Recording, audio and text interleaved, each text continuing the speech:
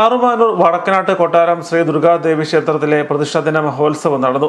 10 ദിവസത്തെ ഉത്സവാഘോഷങ്ങളുടെ സമാപന ദിവസമായ ശനിയാഴ്ച രാവിലെ കലശാഭിഷേകം നടന്നു. തന്ത്രി അരവിന്ദ് വെല്ലിൽ സുരേഷ് നമ്പൂതിരിപ്പാട് മുഖ്യ കാർമ്മികത്വം വഹിച്ചു. വൈകിട്ട് വിശേഷാൽ ദീപാരാധനയ്ക്കും അത്താഴപൂജയ്ക്കും ശേഷം രാത്രി 8-ന് വടക്കുപുറത്ത് മഹാഗുരുതി നടന്നു.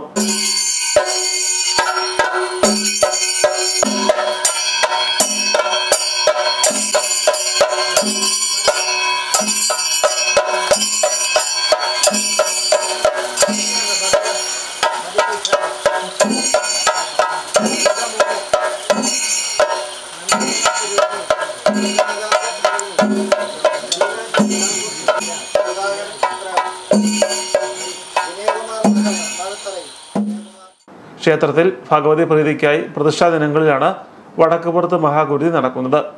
മഹാഗുരുതി പൂജയും ചടങ്ങുകളും ദർശിച്ച് ദേവിയുടെ അനുഗ്രഹം തേടാൻ നിരവധി ഭക്തരാണ് ക്ഷേത്രത്തിലെത്തിയത്.